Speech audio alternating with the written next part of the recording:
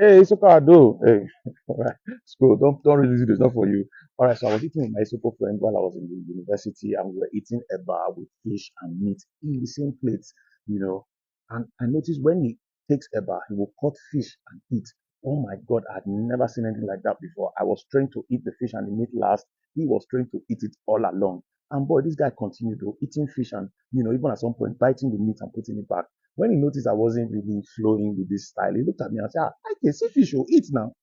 Ah, well, I couldn't come to terms with that. At the end of the meal, this guy had finished 80% of the fish. I still had my one meat. By the time it was ending, he had finished his meat and his fish altogether.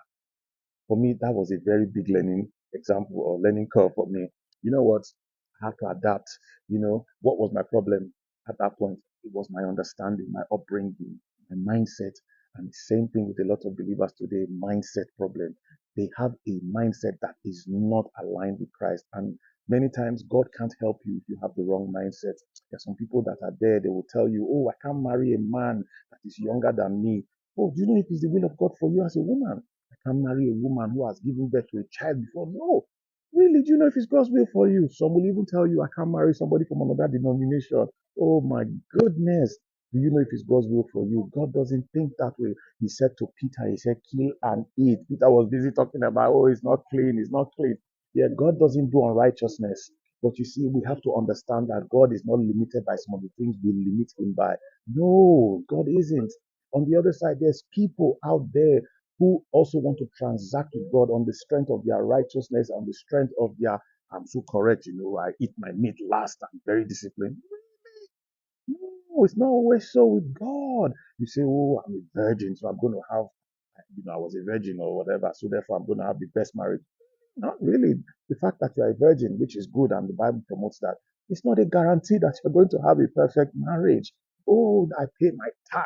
Anytime I see anybody that is poor, I give them money, so I'm going to be a millionaire. No, it doesn't have to. You can't transact with God on your righteousness. No, righteousness is the nature of God, but you can't transact with it. You can't transact with your works to God. You can't put that before Him to tie His hand down. No, God blesses you because you are in Christ Jesus, not because you did one thing or because you were very disciplined or now you sabi pass. No, it doesn't work that way. Listen to me. You have to learn Christ. You have to learn Christ the Christ way. Understand who He is. Your liberties in Christ. What you have, God has given you all things.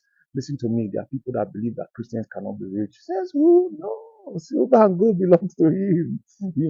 It's high time we unlearn those things that have held us bound. We start learning Christ the proper way. All things are ours in Christ Jesus.